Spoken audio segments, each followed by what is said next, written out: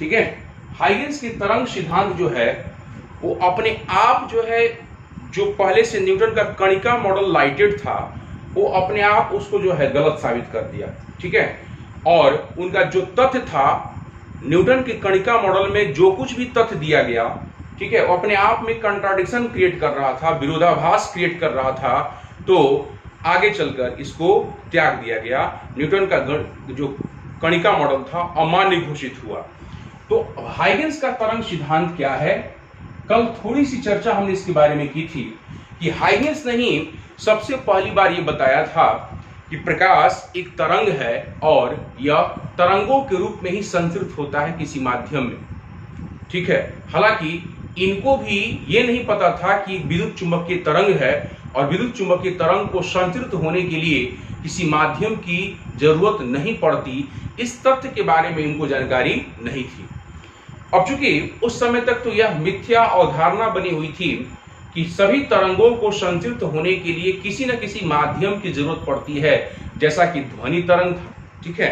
ध्वनि तरंग को संचरित होने के लिए बिना माध्यम का वो संचरित नहीं हो सकता है। उसको संचरित होने के लिए किसी माध्यम की नितांत आवश्यकता है।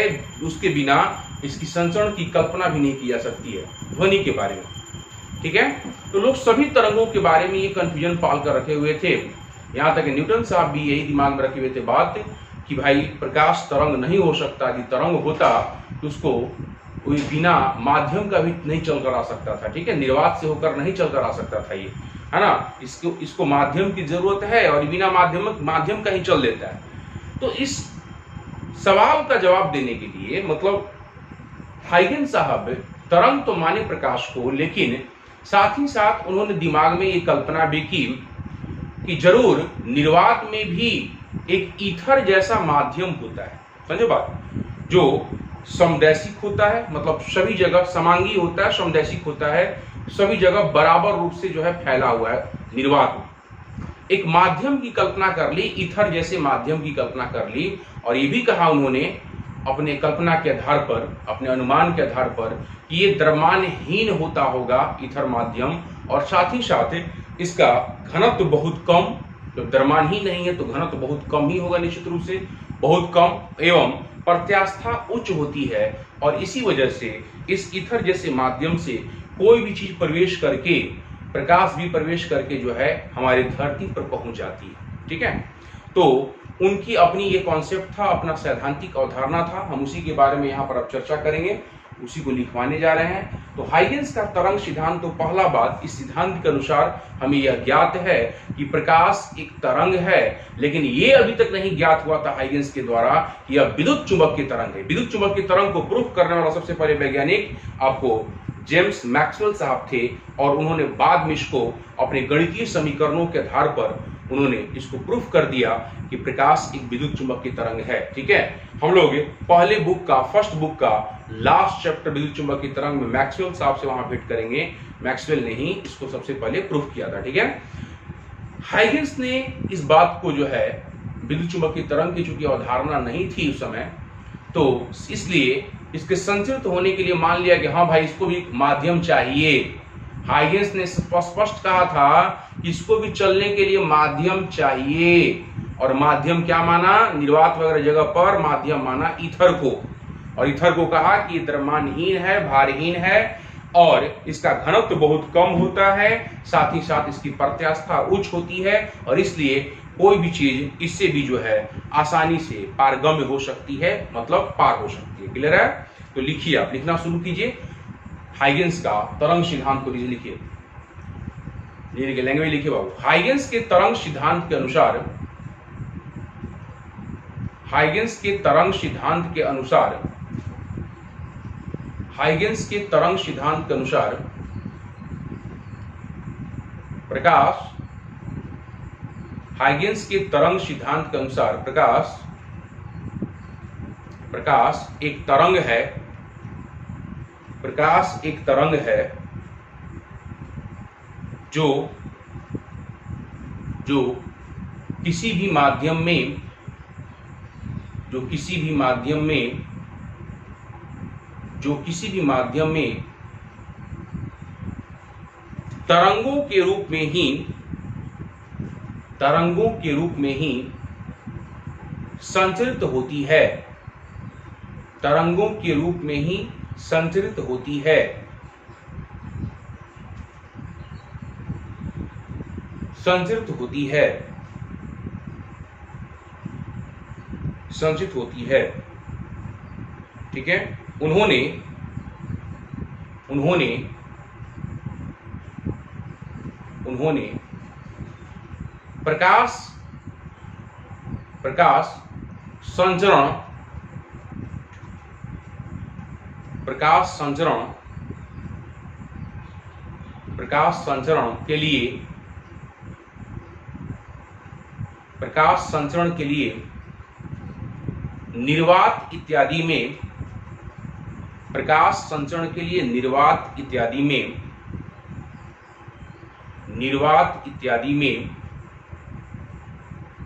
ईथर निर्वात इत्यादि में ईथर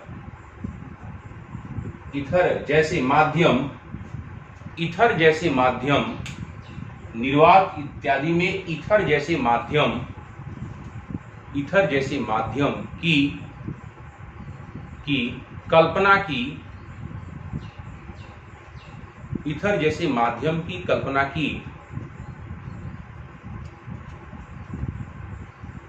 कल्पना की और उन्होंने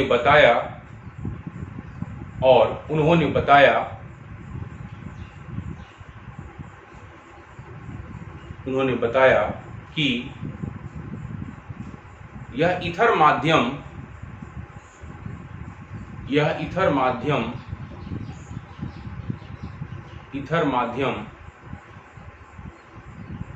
भारहीन होता है,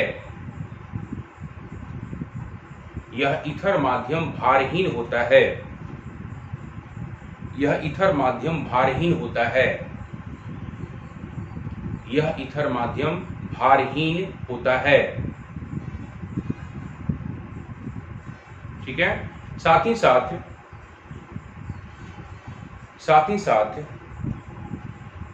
इस ईथर माध्यम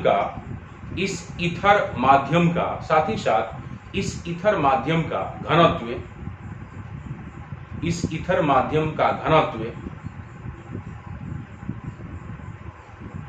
ईथर माध्यम का घनत्व बहुत कम, ईथर माध्यम का घनत्व बहुत कम एवं प्रत्यास्था काफी उच्च होती है, एवं प्रत्यास्था काफी उच्च होती है, प्रत्यास्था काफी उच्च होती है।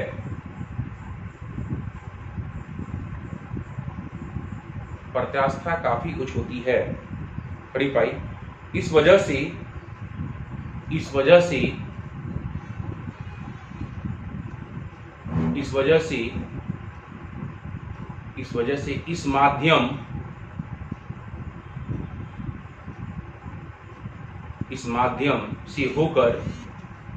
इस माध्यम से होकर प्रकाश, इस माध्यम से होकर प्रकाश बिना किसी रुकावट के, प्रकाश बिना किसी रुकावट के, प्रकाश बिना किसी रुकावट के सूर्य से चलकर, बिना किसी रुकावट के सूर्य से चलकर हमारे पास पहुंच जाती है, हमारे पास पहुंच जाती है, हमारे पास पहुंच जाती है, हमारे पास पहुंच जाती है। पैराग्राफ चेंज कीजिए, पैराग्राफ चेंज करो बाबू। लिखिए हाइगेंस का तरंग सिद्धांत, हाइगेंस का तरंग सिद्धांत, हाइगेंस का तरंग सिद्धांत परावर्तन एवं अपवर्तन, परावर्तन एवं अपवर्तन जैसी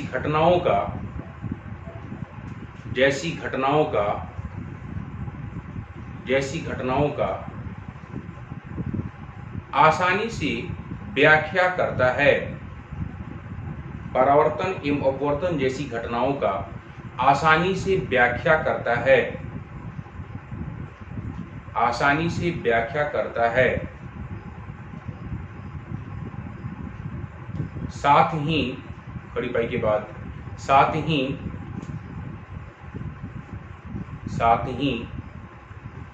अपवर्तन नियम की व्याख्या, साथ ही अपवर्तन नियम की व्याख्या, अपवर्तन नियम की व्याख्या से प्राप्त निष्कर्ष, अपवर्तन नियम की व्याख्या से प्राप्त निष्कर्ष, प्राप्त निष्कर्ष ऐसे लिख लीजिएगा। N2 पहले भी चर्चा हुई थी बाबू, दूसरे माध्यम का पहले माध्यम के सापेक्ष क्या अपवर्तनांक। N21 इक्वल टू दूसरे माध्यम का अपवर्तनांक और बटा में पहले माध्यम का अपवर्तनांक, पूरा लिख लीजिएगा अपवर्तनांक, ठीक है। प्राप्त निष्कर्ष N21 इक्वल टू दूसरे माध्यम का अपवर्तनांक बटा में पहले माध्यम का अपवर्तनांक, जो पहले भी आपको चर्चा की गई है, इसको लिख लीजिए पहले। प्राप्त निष्कर्ष N21 इक्वल टू दूसरे माध्यम का अपवर्तनांक बटा में पहले माध्यम का अपवर्तनांक हो गया। के आधार पर, इसके जस्ट बाद कंटिन्यू लिखिएगा, के आधार पर हाइगेंस ने यह स्पष्ट कर दिया, के आधार पर हाइगेंस ने यह स्पष्ट कर दिया कि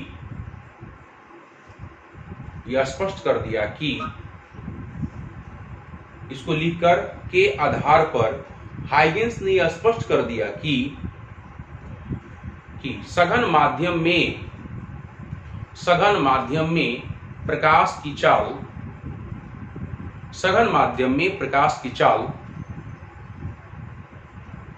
विरल माध्यम के सापेक्ष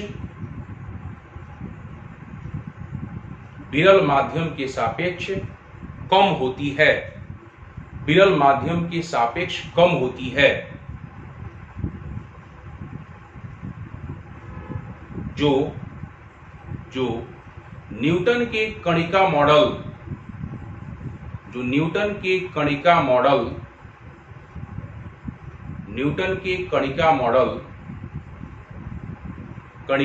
के ठीक विपरीत थी, न्यूटन के कणिका मॉडल के ठीक विपरीत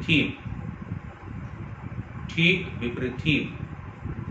अंततः खड़ी पाई के बाद अंततः न्यूटन का कणिका मॉडल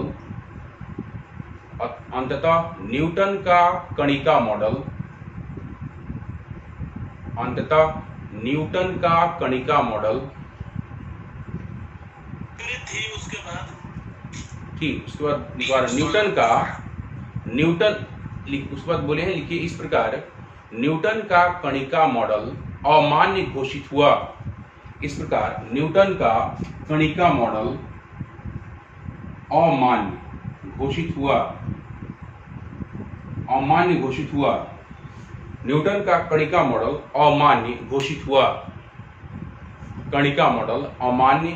हुआ, उसको अमान्य कर दिया गया बाबू, न्यूटन की कणिका मॉडल को अमान्य घोषित कर दिया गया, ठीक है।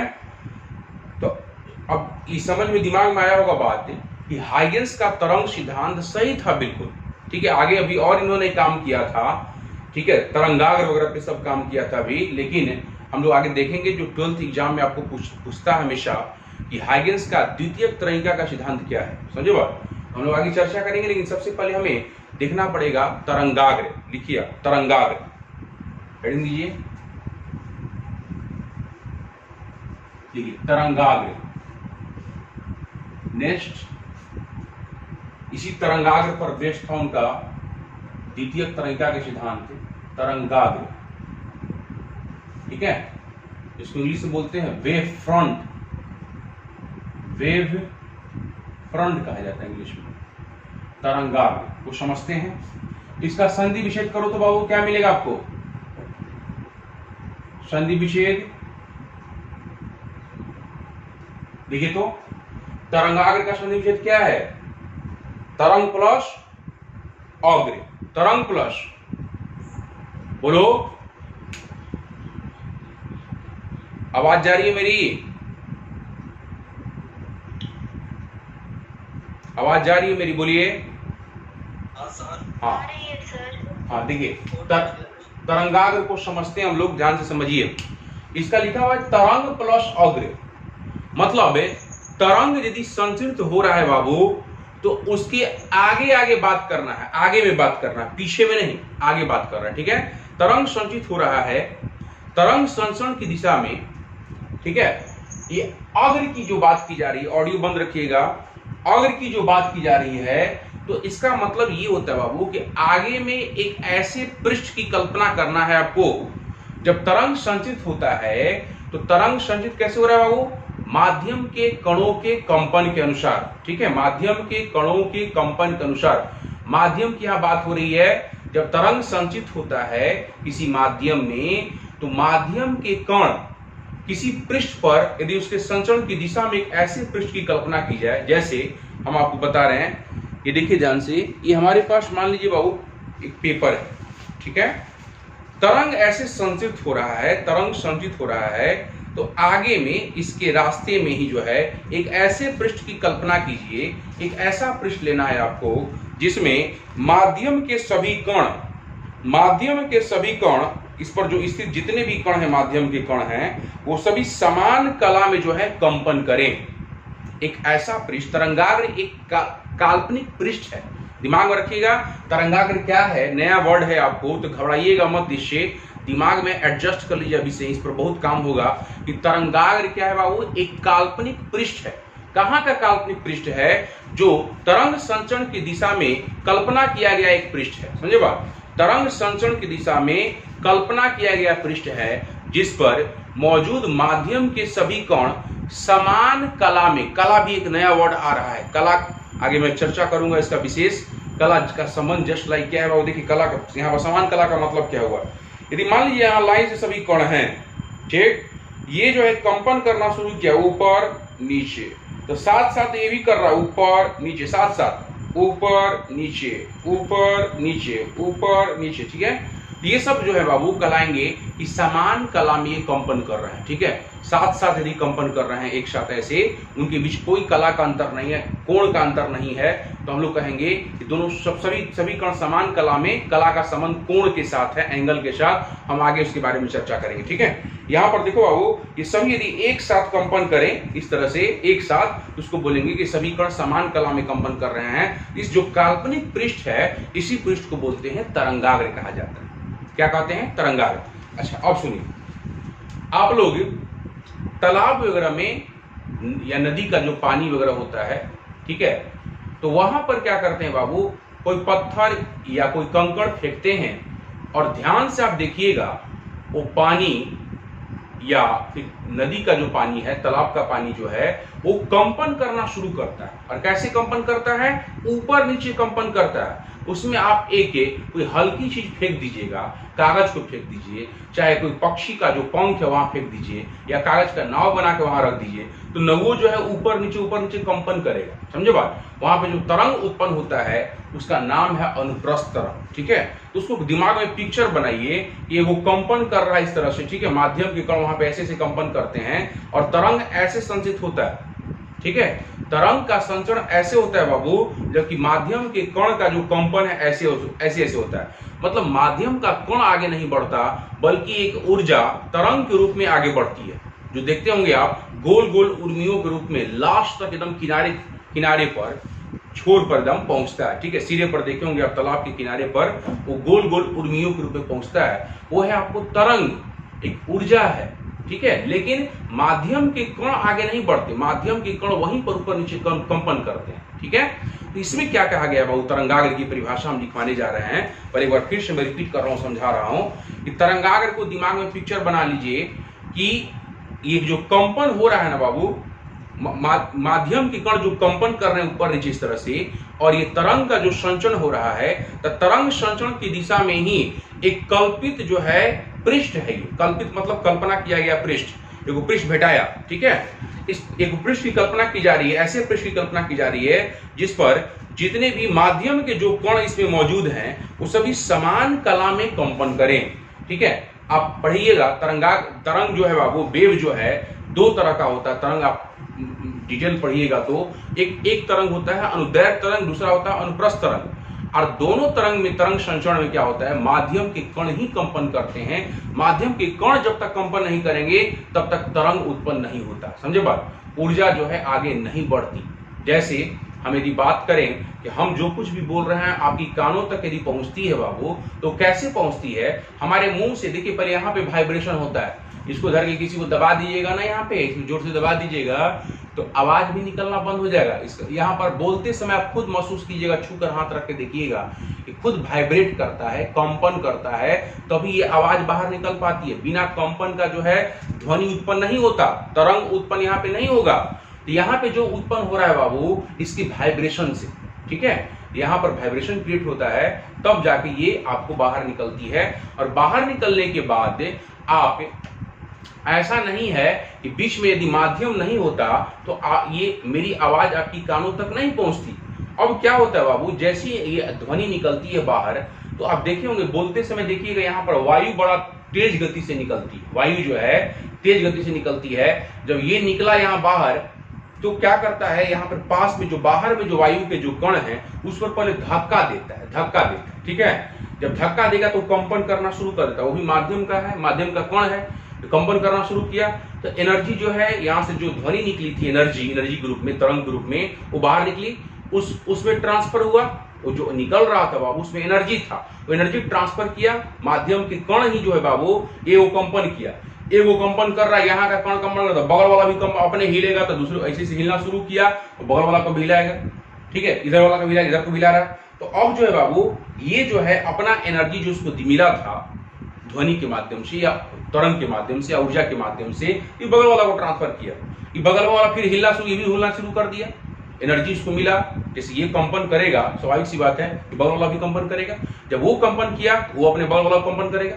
तो इस तरह से कंपन करते करते करते करते करते जो है बाबू माध्यम का कण वही कंपन कर रहा है, अपने हिल रहा है, फिर बगल वाला को हिला रहा है, लेकिन बगल वाला वहीं पर है, बगल वाला फिर वो अपने बगल वाला को हिला रहा है, कंपन करा रहा है, लेकिन वो भी वहीं पर है, मतलब माध्यम के कण वहीं पर है, सिर्फ एनर्जी, ऊर्जा वो आगे बढ़ता है, और तब जाके कणवा में जब घुसता है ना तो आपको ध्वनि सुनाई देती है, ठीक है। तो तरंग आगे बढ़ता है, न कि माध्यम के कण आगे बढ़ते हैं। हम लोग इसीलिए कह रहे हैं कि रास्ते में एक ऐसे पृष्ठ की कल्पना की जा रही है, तरंग संचरण के दौरान रास्ते में एक ऐसे पृष्ठ की कल्पना की जा रही है, इस पृष्ठ पर जो भी कण मौजूद है, माध्यम के जो कण मौजूद हैं, यदि समान कला में कंपन करते हैं तो ऐसे पृष्ठ को बोलते हैं तरंगाग्र कहा जाता है। क्या कहा जाता है बाबू? तरंगाग्र कहा जाता है। क्लियर है सबको? परिभाषा लिखिए, परिभाषा लिखो तो बाबू, लिखिए। किसी माध्यम में तरंगाग्र की परिभाषा लिखिए। किसी माध्यम में तरंग संचरण की दिशा में, किसी माध्यम में तरंग संचरण की दिशा में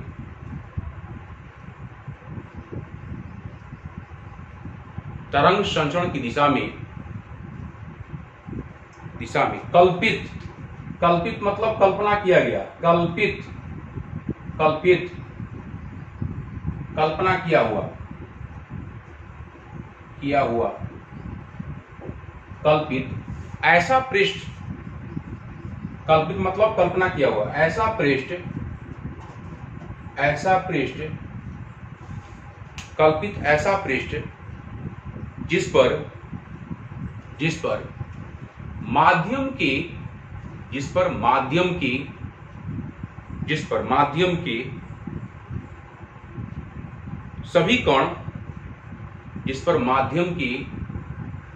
ऐसा पृष्ठ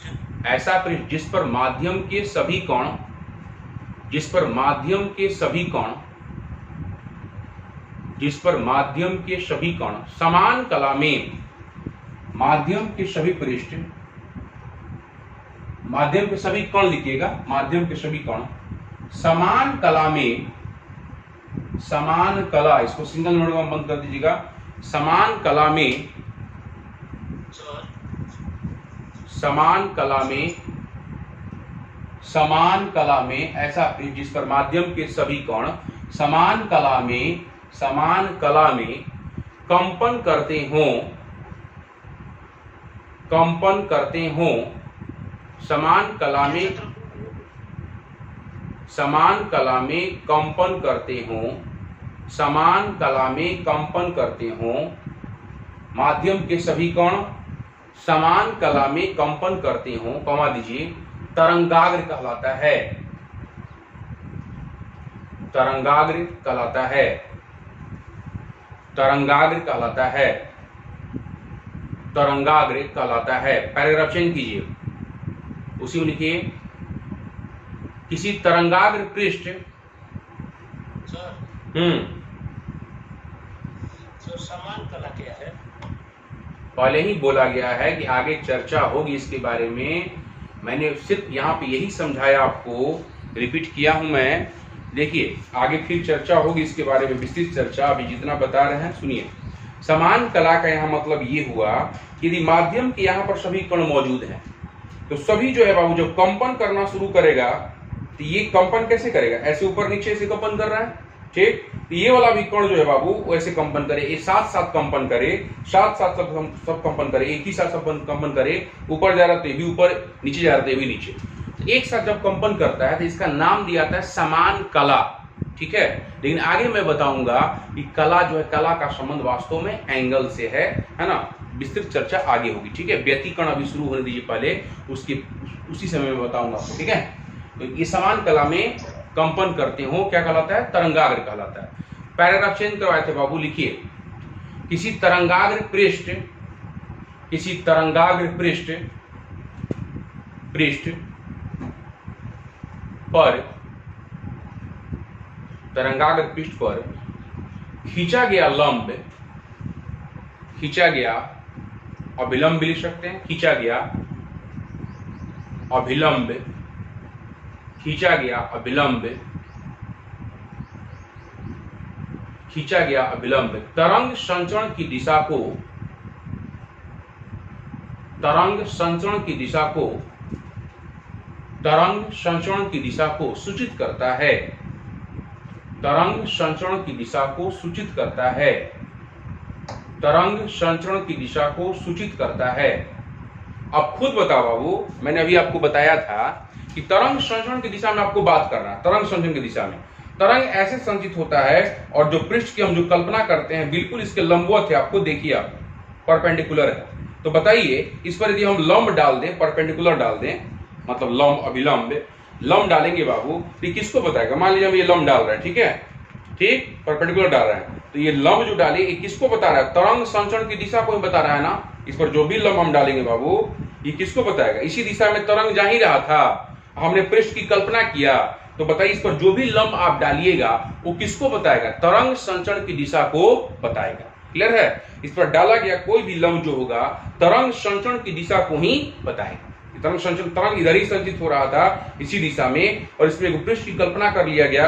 लेकिन आप जो भी आप लंब डालिएगा वो किसको बताएगा, तरंग संचरण की दिशा को बताएगा। क्लियर है सबको। अब देखिएगा नेक्स्ट, तरंगाग्र के प्रकार,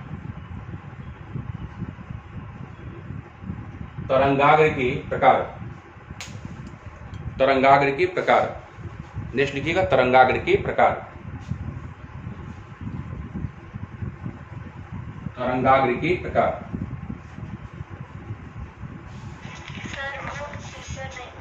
क्या बोले, क्या बात है वो बोलो। क्लियर नहीं दिखाई दे रहा बोर्ड,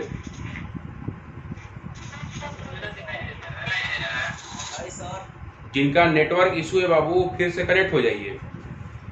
जिनको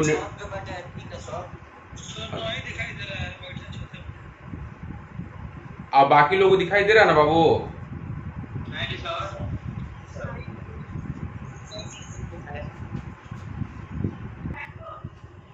लिखिए नेक्स्ट, तरंगाग्र के प्रकार। मैं हेडिंग दिया हूं आपको, तरंगाग्र के प्रकार। पहला लिखिएगा फर्स्ट, गोलीय तरंगाग्र। फर्स्ट है बाबू गोलीय तरंगाग्र, ठीक है। सेकंड लिखिएगा समतल तरंगाग्र, और थर्ड लिखिएगा बेलनाकार तरंगाग्र। गोलीय तरंगाग्र, दूसरा लिखिएगा समतल तरंगाग्र, और तीसरा लिखिएगा बेलनाकार तरंगाग्र। तीन लिखिए पहले, और फर्स्ट फिर लिखिएगा गोलीय तरंगाग्र। उसकी हम परिभाषा पर आते हैं, समझते हैं गोलीय तरंगाग्र कैसे आप कल्पना करते हैं। पहले तीनों लिख लीजिए, गोलीय तरंगाग्र, दूसरा लिखिए समतल तरंगाग्र, और थर्ड लिखिए बेलनाकार तरंगाग्र। गोलीय तरंगाग्र, समतल तरंगाग्र एवं बेलनाकार तरंगाग्र। बेलनाकार तरंगाग्र, ठीक है। अब सुनिएगा, समझिएगा बात को। देखो हम लोग लिखते हैं पहला गोलीय तरंगाग्र, लिखिए गोलीय तरंगाग्र, गोलीय तरंगाग्र। सुनिए पहले, हम लोग गोलीय तरंगाग्र की यदि बात कर रहे हैं तो कोई भी जो भी तरंगाग्र है बाबू, वो डिपेंड करेगा प्रकाश स्रोत आप कैसा ले रहे हैं, ठीक है। तरंग का स्रोत कैसा ले रहे हैं, स्रोत पर डिपेंड करेगा। जैसे मान लीजिए हमारे पास कोई गोलीय स्रोत है, समझिएगा इसको समझिएगा बाबू, गोलीय तरंगाग्र को। मान लीजिए हमारे पास एक बिंदुवत स्रोत है, एक बिंदुवत स्रोत है। तो जब बिंदुवत स्रोत है बाबू, तो इससे चारों दिशाओं में प्रकाश निकलेगा या तरंग निकलेगा। हम तरंग की बात कर रहे हैं, तो तरंग जो निकलेगा इससे बाबू सभी दिशाओं में निकलेगा। इधर भी निकलेगा, इधर भी निकलेगा, इधर भी निकलेगा, इधर भी निकलेगा। बोलिए, सभी दिशाओं में निकलेगा। बोला जाए, जब गोलीय तरंगाग्र होगा तो उसके लिए हम लोग बात कर रहे हैं बिंदुवत स्रोत के बारे में। जब हम एक बिंदुवत स्रोत की कल्पना करते हैं, ये आपका बिंदुवत स्रोत है, जब इसकी कल्पना करते हैं बाबू, तो यहां से तरंग जो है सभी दिशाओं में निकलता है, चारों दिशाओं में, ठीक। अच्छा, हमने कल्पना कर लिया। अब इसके इस तरंग संचरण की दिशा में, तरंग सभी दिशाओं में निकल रहा है, तो इससे आगे बढ़िएगा जब बाबू, अब कल्पना कीजिएगा किसी पृष्ठ का, तो सभी दिशाओं में करना पड़ेगा। जो सभी दिशाओं में कल्पना कीजिएगा, पूरा स्पेस में कल्पना कीजिएगा सभी दिशाओं में, हर संभव दिशा में, तो आपको जो पृष्ठ जो आने जा रहा है वो एक गोला होगा। क्या होगा, क्या होगा बोलिए, क्या होगा? वो गोला होगा। पृष्ठ एक कल्पना कीजिएगा तो कैसा पृष्ठ आएगा? गोलीय पृष्ठ आएगा। आपको खुद सोचिए कि एक हमारा स्रोत रखा हुआ है स्पेस में, और वो सभी दिशाओं में जो है तरंग को क्या कर रहा है, वो बाहर निकाल रहा है, ठीक है। तरंग को बाहर निकाल रहा है सभी दिशाओं में। तो स्पेस में यहाँ पर एक बिंदुवत स्रोत है हवा में, और सभी दिशाओं में जो है, सभी संभव दिशाओं में जो है आपको तरंग निकल रहा है। तो आप जब आगे बढ़िएगा, तरंग संचरण की दिशा में देखिएगा, तो पूरा देखिएगा ना, एक कल्पना कीजिएगा तो एक गोला आएगा, आपको गोलीय पृष्ठ आएगा। समझे बात? तो गोलीय तरंगाग्र की, यहाँ इसका नाम ही है गोलीय तरंगाग्र। मतलब ये तब होगा जब हम लोग बिंदुवत स्रोत से कुछ निश्चित दूरी पर, परिमित दूरी पर जब हम किसी पृष्ठ की कल्पना करते हैं, तो जो पृष्ठ प्राप्त होता है उसका नाम दिया था गोलीय तरंगाग्र। समझे बात? जो पृष्ठ प्राप्त होता है उसका नाम दिया था गोलीय तरंगाग्र। मतलब इसका स्वरूप होगा गोल टाइप का। अभी डायग्राम मत बनाइएगा, मैं डायग्राम अलग से बनाता हूं। पहले परिभाषा लिखिए। आप लिखिए गोलीय तरंगाग्र की पहले परिभाषा लिखिए बाबू। लिखिए ऐसा तरंगाग्र, परिभाषा लिखिए, ऐसा तरंगाग्र, ऐसा तरंगाग्र जो ऐसा तरंगाग्र जो किसी बिंदुवत स्रोत, बिंदुवत, ये बिंदुवत स्रोत है बाबू, एक पॉइंटेड फॉर्म में है। बिंदुवत स्रोत से सभी संभव दिशाओं में, बिंदुवत स्रोत से सभी संभव दिशाओं में, सभी संभव दिशाओं में निकल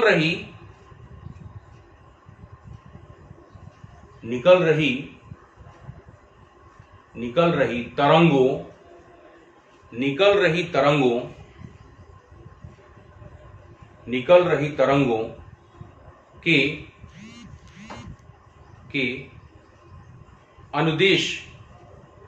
तरंगों के अनुदिश कल्पना की जाती है कल्पना की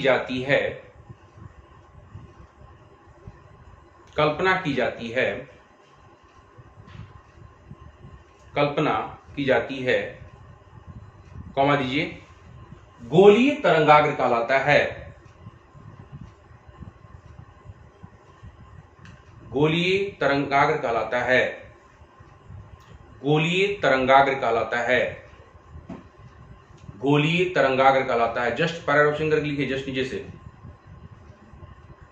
पैराग्राफ से लिखिए, जस्ट नीचे से गोलीय तरंगाग्र किसी बिंदुवत स्रोत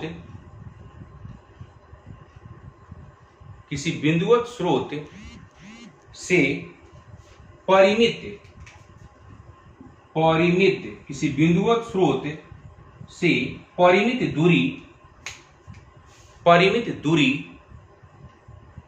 मतलब जिसको आप मेजर कर सकते हैं, कम दूरी होता है ये। परिमित